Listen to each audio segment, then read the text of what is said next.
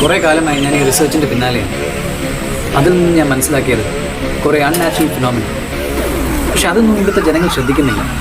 ഇതെല്ലാം ഇവരെങ്ങനെ പറഞ്ഞ് മനസ്സിലാക്കുമെന്നും എനിക്കറിയില്ല. ഈ അടുത്ത കാലത്ത് കൂടി ഒരു ചെറിയ പെൺകുട്ടി ഇതിനിരയായി.